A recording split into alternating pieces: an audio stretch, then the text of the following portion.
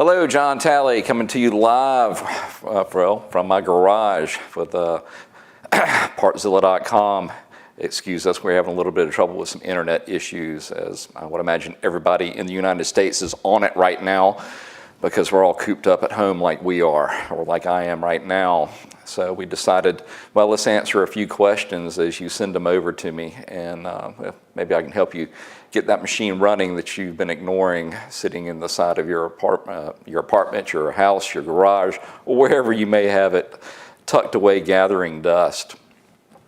We just want to say thank you for taking some time, checking out our channel, especially if you're actually on our site and ordering parts from us. I want to say thank you and be patient with us. It's going to take a little while, or a little bit longer than it normally does, because we're working with a reduced staff because of the social distancing issues that we're really having to take seriously, and to keep our employees safe. So, Darren, just hang with us, buddy. Hang with us. I see your comment, and I will forward that to our team at the distribution center, and we'll get you taken care of. We will. So we're just going to kick back. We're going to answer a few questions, and I'm not sure I want to get into an argument if a 2-strokes or versus 4-strokes.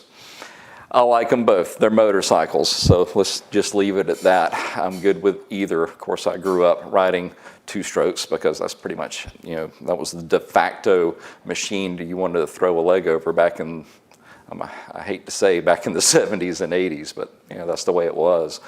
With the advent of the 4-strokes, I mean, they're the weapon of choice for a lot of people. But hey, does it really matter? As long as you're out there riding and having fun, I don't think your smile cares whether or not there's only 2 cycles or 4 cycles going on that propels you forward. So we're just going to sit here and wait for a few questions to come in, and I'll do my best to answer them. And if I can't get to your particular question, or if I don't have the answer, we're looking at the feed, and we'll be able to do the research and give you an answer, within the next week, and certainly before we broadcast again next Friday. And if it's a really good question, we may address it, right then, after I've done a little bit of research.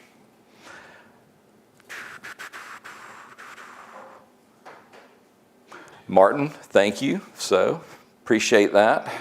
And everybody at the DC is doing well. Well, like I said, we're just keeping everybody separated. There's dispensers everywhere trying to keep the place sanitized. It's cleaner than it's ever been. I'm actually talking to an employee that was with us for several years before he moved down to somewhere in Florida, I think. And Martin, hope you're doing well down there, buddy. We wish the best for you.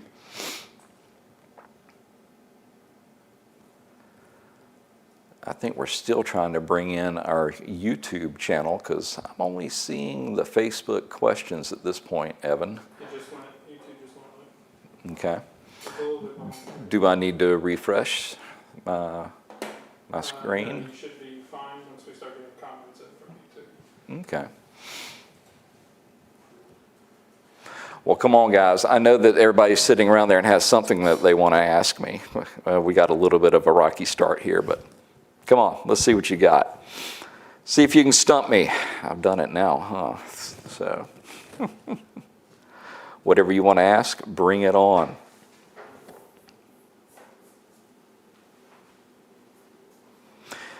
Just like you, I've been cooped up here working on various projects, and it's kind of sad when I'm actually starting to get caught up. And I guess the worst part is with the social distancing, I can't even play with one of my favorite toys. If Evan wants to show it, he can't break it away right now. Give a shout out to my friends over at Just Track It. Nabil, I've got her ready to go. New brakes, got the roll cage recertified, and we're just waiting for the social distancing to be relaxed, where we can get back on track. So hopefully we'll see you and the rest of the crew soon. Oh boy, there are the questions. All All right, Oscar Baylor. So I bought an oil change kit. What's the difference between the green and the red? I live in Texas for an 850 Sportsman. I think you're talking about the difference in between the standard oil change kit and what they call the heavy duty kit.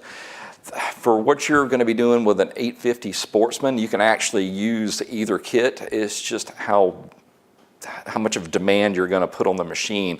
If you're using it as a utility, then you should be fine with the green. If not, if you're really stretching it out and you're really pushing it hard, maybe in a mud pit or out on a track, then you may want to go to the red.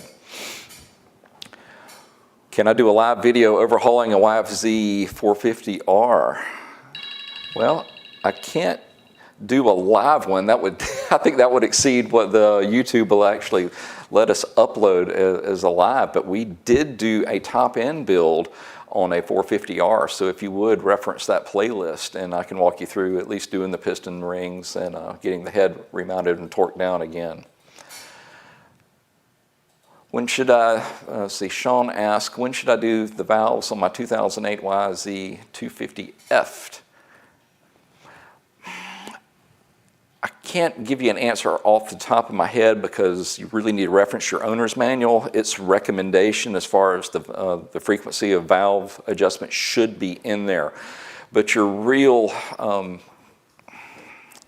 guess, schedule you can follow, you just need to listen to your machine. If it's sounding out of character, a little bit, hear a little bit extra tapping, well, or either that or it's harder to start because the valves are actually starting to work their way up further in there and cutting down on your clearance.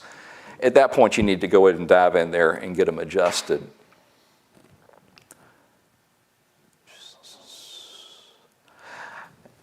All right, Official Gaming's asking, I would like to know if you guys build Banshee engines, and if so, how much for a top and bottom end rebuild?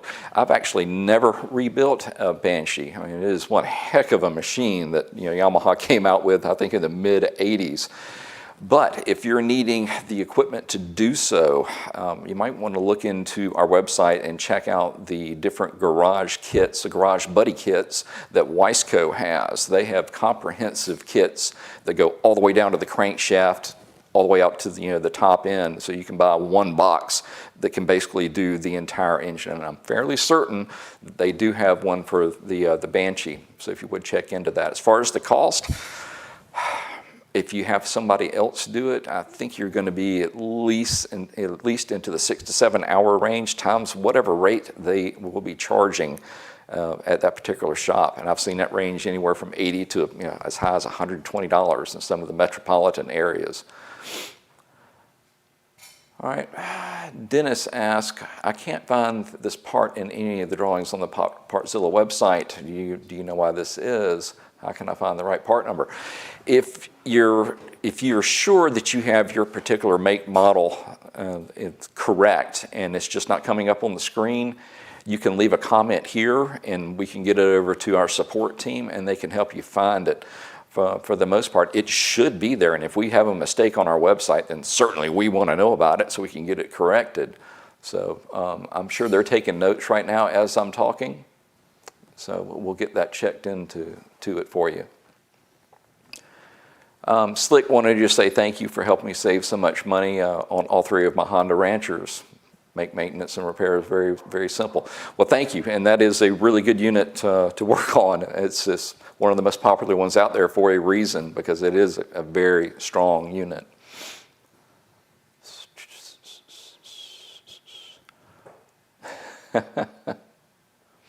I'm just a man. I'm certainly more myth and not a legend, Sam.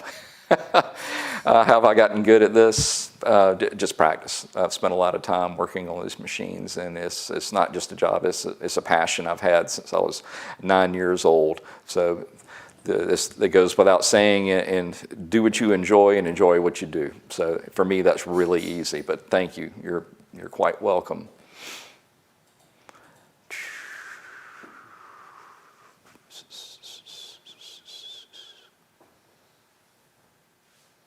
All right, Dennis, looks like they're tracking down the wrong unit. All right, guys, Dennis is looking for the Polaris Sportsman 400, so let's get after it.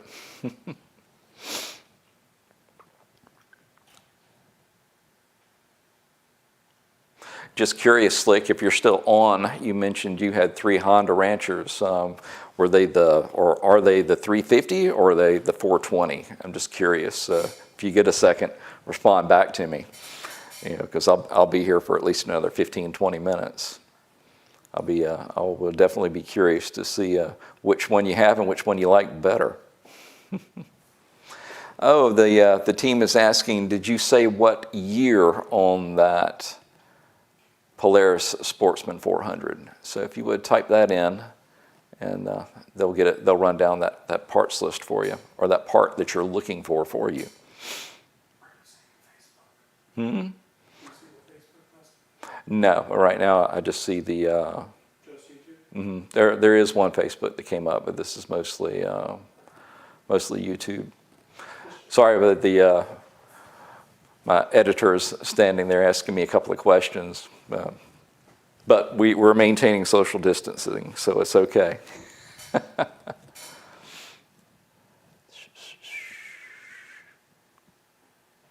All right, Oscar Vela, you're asking me if I think an aftermarket K&N filter will void a Polaris warranty. No, it will not void the warranty. If anything, they should tell you thank you, but not hurting their feelings. But the K&N will actually filter out smaller particulates than the OEM, while actually giving you a little bit better flow. And we proved that on the dyno with our little CBR 600 that we had a few years ago. So you may want to go back in our archives and watch what we did there. Because we compared a stock dirty OEM filter to a clean OEM filter to a K&N filter. And the K&N won, not by a lot, but it managed to produce the most power out of it.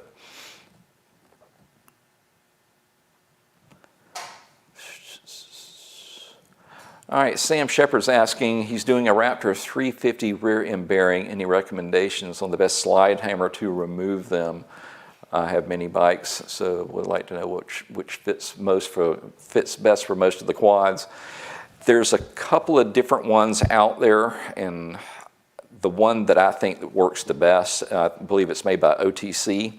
They're easily available at a lot of different parts outlets for the automotive side, and as I'm sure you can find them online as well. It's my go-to for just a standard universal slide hammer, and it's held up well. And believe me, I've abused it pretty hard.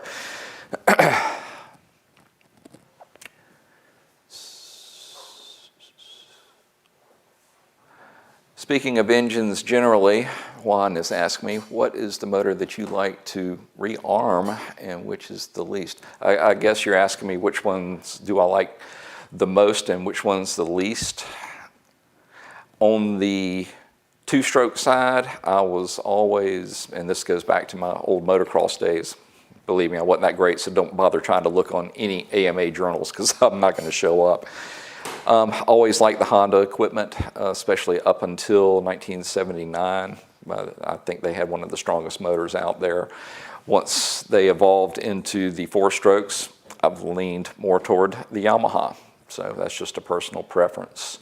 And really like the YFZ450R. That's what my son actually rides, and we actually did a top end on it because he made a small mistake that made it lose compression. But overall, it's a very well engineered machine, and it holds up well. Slick did respond back. I have one 350 and two 420s. And he was able to pick them up as a deal as part of a divorce sale. One man's pain is another man's fortune. And he actually says he likes riding the oldest one the best. So I assume he's talking about his 350. Actually, I still own a 350 as well. You just can't kill those machines. I think they're going to outlive all of us and even the cockroaches when the end of the world comes.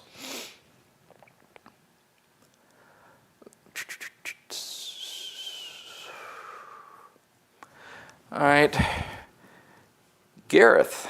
See, I remembered you took out the vowels now on your name. Nichols, am I correct? Any idea of a stuck seat on a Yamaha MT09 or FZ09? How would you get around that? Well, I need to know first, how is the seat actually stuck on? Is it the lock itself? If that is the case, try spraying it in with some type of lubricant to try to loosen it up. And take my advice, don't use WD-40 or anything like that. You want to use a silicone based, otherwise it will end up making it actually harder to operate. And up. As luck would have it, my weapon of choice on that is from Yamalube. It's actually silicone protectant and lubricant. Pick up a can of this stuff.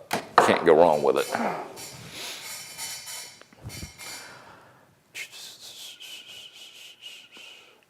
Dennis has also asked me, would you suggest for a replacement you only sell OEM? Good question for John. What to do if the OEM part is no longer available? Well, we've always specialized in OEM parts, but we have been branching out into other areas. And one of our most recent partnerships, when I say recent, within the last year or two, has been with Wiseco. Wiseco they make exceptionally great parts, and the good part about them is they will go in and reproduce under their own design, which usually meets or exceeds the OEM, a lot of manufacturer parts that are no longer available, especially on the two-stroke side. So if you would do a search inputting your make, model, year, and model of your machine, and then do a search in Partzilla, and it will actually show you the other outside non-OEM parts that are available for your particular unit.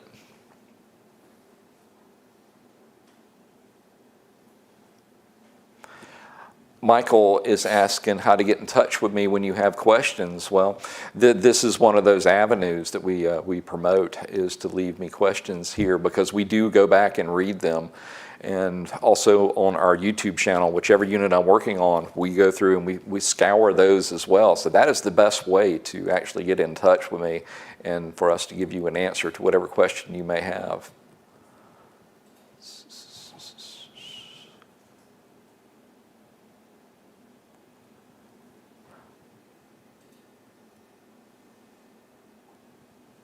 Woo. Official Gaming is asking, what advice would you give a person that's a beginner and he's going to ride a Banshee for the first time? Make sure your life insurance is up to date. No, but in all seriousness, make sure you've got all the right equipment, because that is a vicious, vicious machine. And don't just cut a corner and just put on a helmet, maybe gloves. Go ahead and cover yourself top to bottom. There is a reason that the professional racers, they wear all of that equipment. Because you can ask Scott Champion, it hurts when you hit that dirt at speed, and you need everything that you can to be in between you and the ground. No problem, Gareth. All right, Raptor Crazy's asking, on four-wheelers, do you have to oil the oil filter, and what's the purpose in this? I've seen people do it on videos. Well, that's kind of a loaded question. You don't oil every filter that's out there. Some of the OEM, the factory OEM stuff, it's actually a paper type element, especially on the Polaris side, and you do not put oil on that, otherwise it's just going to stop it up. The ones that you typically oil are a foam type, and the reason that you're adding oil into it is the foam will let more air go through than a paper one, but that has a downside. You need to be able to catch any of the dirt that's trying to work its way through there, especially in this good old Georgia clay dust that seems to permeate everything. And what the oil does, it acts as a glove. It pretty much grabs onto that dust so it does not enter your engine. So that's the reason you oil a foam type filter. Mr. Tiberia is asking me a question in Spanish. I didn't do well in Spanish, but we do have videos in Spanish, and we have a Spanish staff. So we're going to make note of your question, and we'll get it answered and get back in touch with you. Do you see those Facebook messages coming? Yes, there was one. Maybe. Let's see if I can get to this before it goes off the screen. Oh, there we go. Scotty Barlow is asking me, so quick question, my girlfriend drove my something, it was a YFZ450R, and now the clutch lets out all the way at the top and will let go. It sounds like she has probably burned her clutch. Sorry, but that sounds like what is happening here. But keep in mind, you've got what I call the fine adjustment, which is up on your handlebar, but your coarse adjustment is going to be down on the side of the engine, right above the clutch housing itself. You're going to see two large, where the cable comes through, and then two larger, probably 10 or either 12 millimeter bolts. Break those loose, give the cable a little bit more play, and then readjust it up top. And I think we walked through that process on the 450R. So if you would reference that unit playlist and see if you can get yours readjusted. And if not, I know we also did a clutch replacement video on that one, so we can get you the parts and then I can walk you through it as well.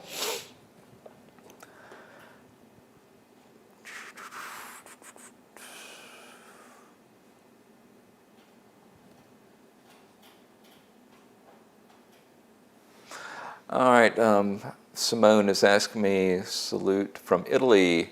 My R103 oil pump seal failed. Coolant came out from the weep hole. You can actually get away with, he asked if you can replace just the seal or the entire assembly. I would just do the seal, honestly, because the entire assembly can get a little pricey. So that'd be the direction I would head with that. Slick is also asking me, John, what are your thoughts on storing and maintaining batteries? Seems like we replace batteries too often. I understand that. We've used battery tenders and sometimes take it on and off the charger once a month or so. Well, that's the real trick with a battery tender. It's designed to just leave it plugged in, and that's what I would typically recommend. There is one additional step that I usually take on machines that I'm setting up for more than a month. I go ahead and disconnect the negative side. That way there's zero chance of any loss into the unit itself. That way the battery tender is just dealing with the battery. I mean, some of these units, they have just a very small amount of draw that can be present, just from the battery being just sitting in there.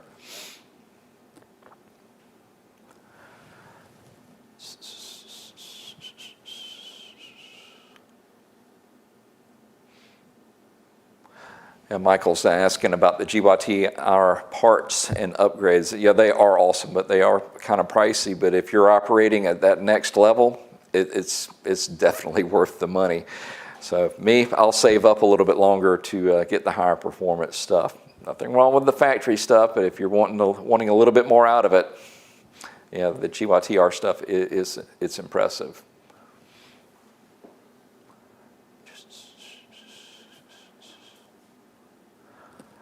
Kyle Rice is asking me about a 2019 Can-Am Outlander 850, or what are some good upgrades?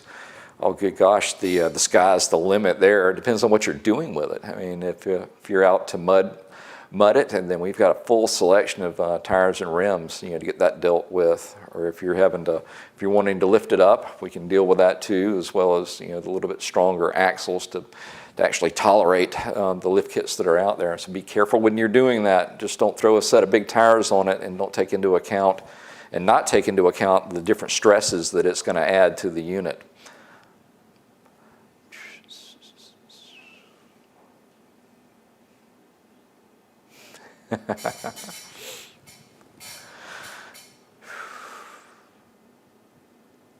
So what else do we have?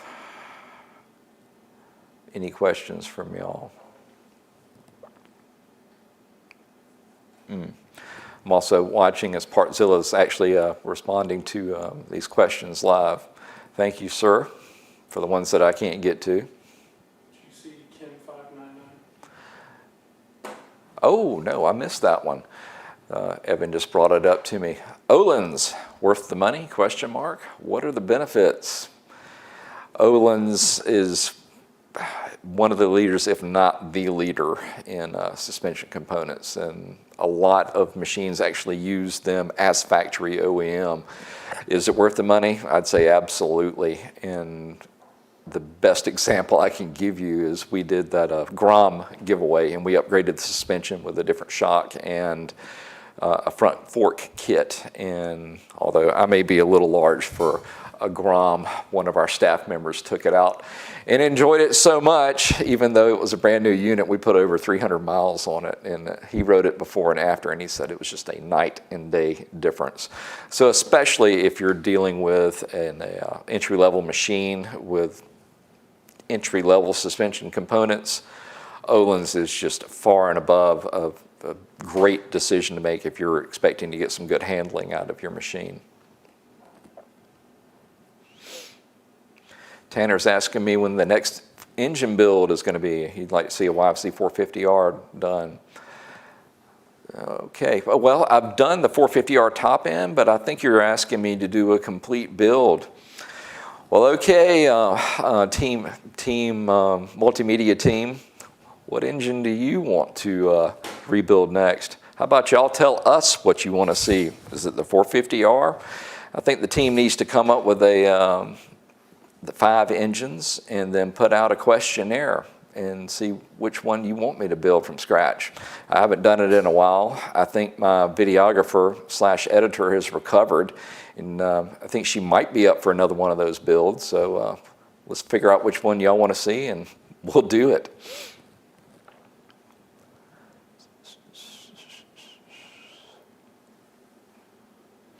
Robbie Forkham is asking why are there no breakdowns for the 2020 KX250F on Partzilla.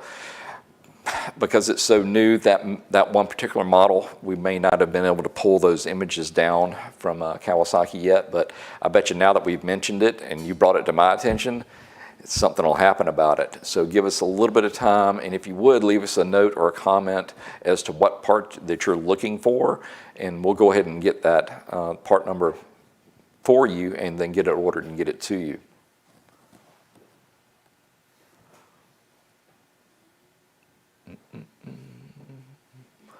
So what else do we have for me today, guys and girls? I don't want to segregate.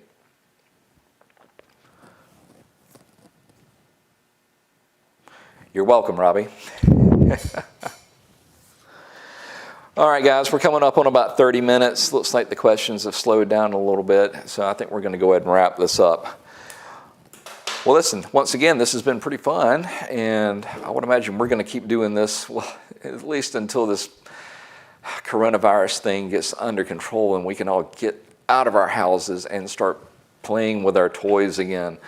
Speaking of that, I think I'm going to go put on my helmet and the rest of my gear and practice some social distancing on this, because it is a beautiful day here in Georgia. Listen, we just want to say thanks again for coming here and spending a little bit of time with us. Thank you for shopping with us at Partzilla.com. Once again, be patient with us. We are cranking out those packages just as fast as we can. I think we're running 3 shifts now, so it's crazy over at the distribution center.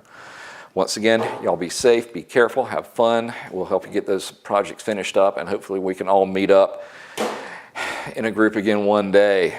Till then, we just want to say thank you, and we will see you next week, God willing. Y'all have a great day.